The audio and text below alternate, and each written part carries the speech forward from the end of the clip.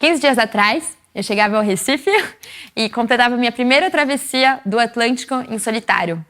Eu entrava no canal do Recife com meu pequeno barco e tudo que eu via da cidade eram as luzes coloridas e eu via um barco se aproximando de mim e eu ouvia uma voz conhecida nesse barco, era a voz da minha mãe, que dizia: "Minha filha, mas que barco pequeno."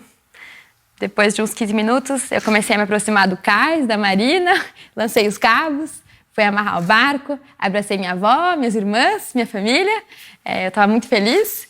E quando eu comecei a ouvir meu pai, as primeiras impressões que ele tinha, ele falava que estava muito orgulhoso do que eu tinha feito, que ele estava muito admirado e que o que mais impressionou ele era que meu barco era muito precário. Depois de alguns dias, continuaria a ouvir de pessoas muito diferentes que eu era uma pessoa muito corajosa e o que para mim era muito impressionante porque eu admito que eu em nenhum momento senti coragem.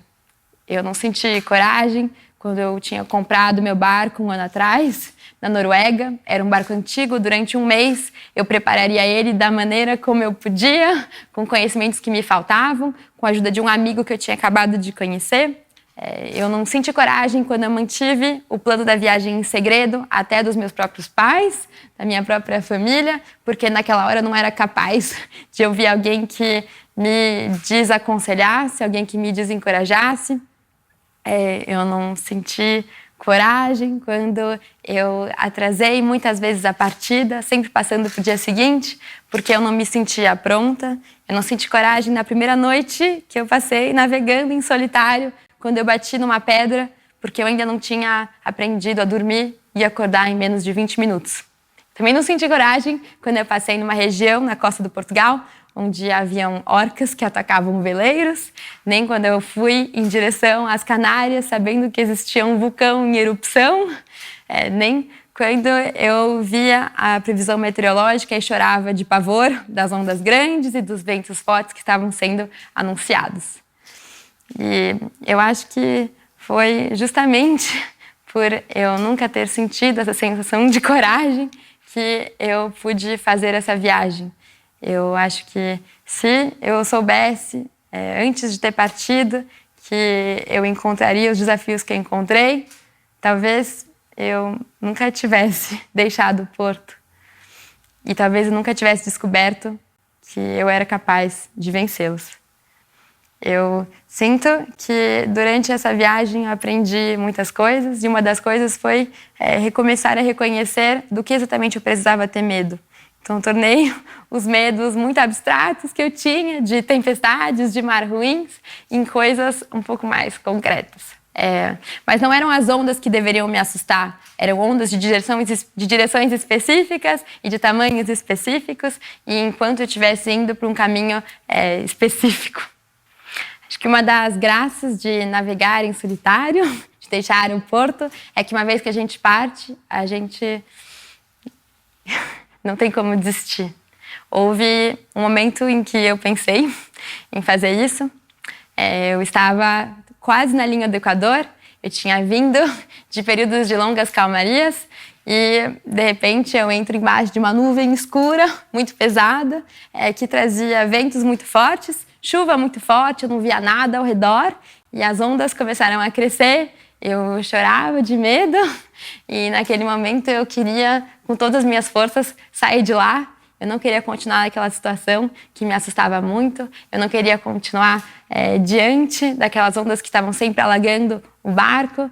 Eu não conseguia dormir, eu não conseguia pensar. Eu ficava morrendo de medo e naquela hora eu só respirei fundo, como dava, e pensei: Tamara, fica tranquila, porque hoje está muito ruim, mas no futuro o mar será muito pior, as ondas serão muito maiores. Então aproveita a chance que você está tendo de viver isso agora, porque é essa situação ruim e assustadora que vai te preparar para o que vem. Eu acho que quando eu cheguei, eu ouvi de muitas pessoas que talvez nunca tivessem partido em solitário. As pessoas me perguntavam: mas por que, Tamara, sozinha? E Eu sinto que a ideia de partir sozinha veio primeiro das experiências que eu ouvi do meu pai.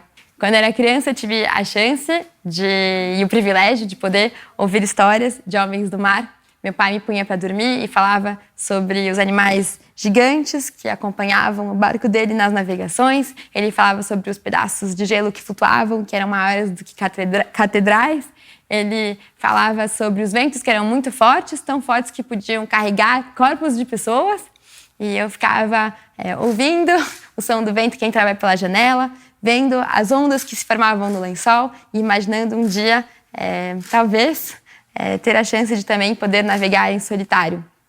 Mas existia um pequeno problema, que quando eu ouvia essas histórias e me imaginava sendo um homem do mar, eu pensava, como é que eu posso ser um homem do mar se para começar eu não sou nem homem? Foi graças aos livros que eu li quando eu era um pouco mais velha que eu comecei a encontrar outros modelos e outros exemplos. E não eram muitos, mas haviam alguns exemplos de mulheres que tinham deixado suas casas e os seus cais para poder navegar consigo próprias. E esses modelos abriram para mim os caminhos e tornaram para mim, pelo menos possível, acreditar que dava para navegar. E eu sinto hoje que cada passo, cada gesto de uma mulher abre os caminhos para as que vêm em seguida.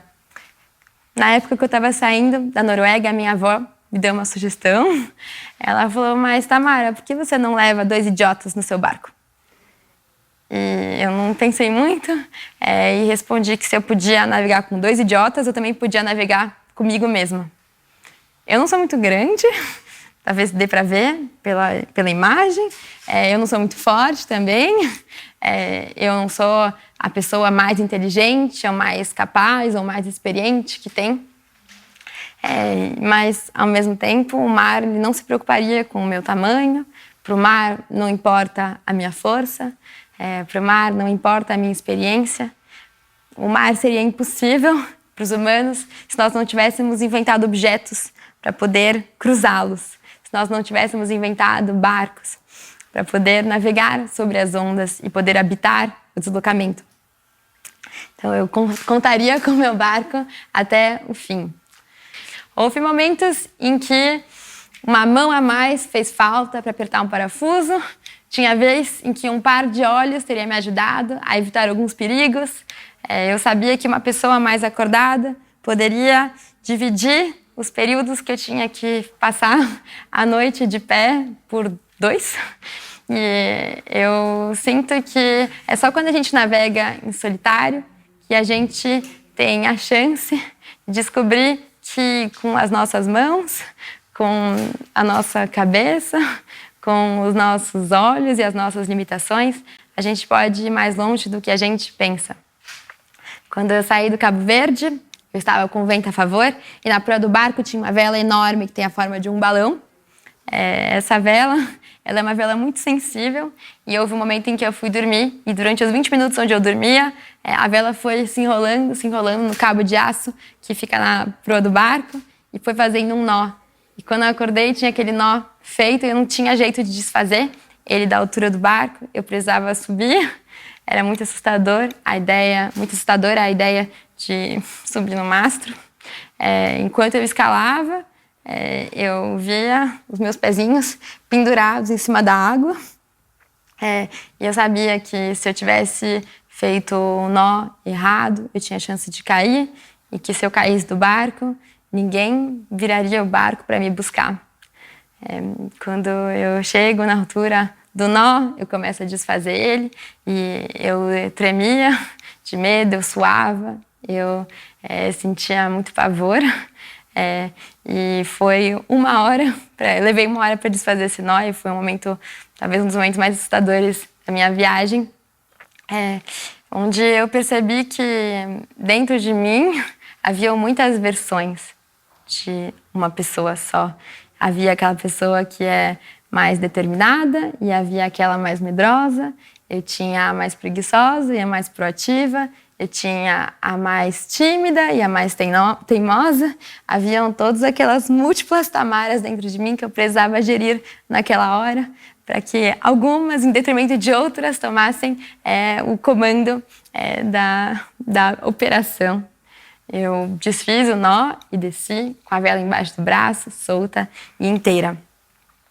Quando a gente passa muitos dias sem ouvir a voz de ninguém, sem olhar nós mesmos no espelho, sem ver outros rostos ou encontrar outras vidas, a gente vai descobrindo aos pouquinhos o nosso lado mais selvagem. Aquele lado que não se preocupa em passar muitos dias sem tomar banho, aquele lado que não se incomoda em comer com uma panela entre os joelhos e às vezes sem talheres.